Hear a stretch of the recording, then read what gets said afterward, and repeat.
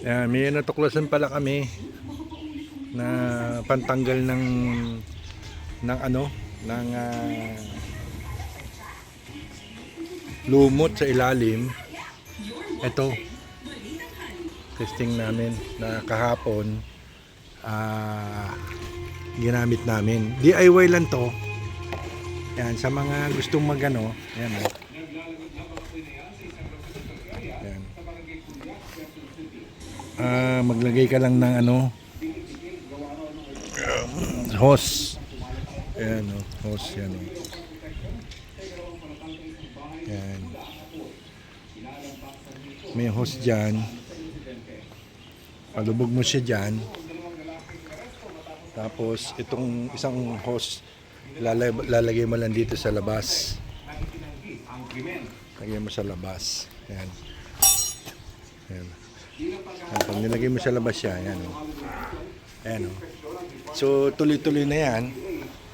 Mangyari dyan, yun, pwede mo na siyang kuhanan ng ano. Yan, katulad yan. Pwede mo nang kuhanan ng mga, ano, kita mo, kita nyo, ano, yung mga lumot sa ilalim, ano niya na, ano, ano, naiigop niya na.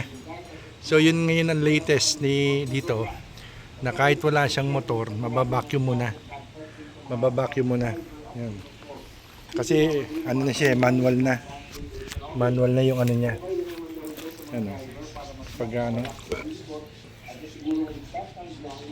So pwede mo na siyang i-vacuum yung mga algae sa baba. So yan ang latest. Pwedeng ano, manual na. Hindi mo na kailangan ng pump. Okay? So sa mga may pool owner dyan, manual, pwede na siya. Bibili lang kayo ng clarifier. Yung clarifier na yon, ano mo, siguro mga 2 tablespoon lalagyan mo, tapos kakalat mo. So yung lumot bababa yun eh. Bababa yung lumot. So maihigop mo na. Ayan, kaya malinaw yan eh. Madali na. So isa sa mga DIY natin yon. Okay?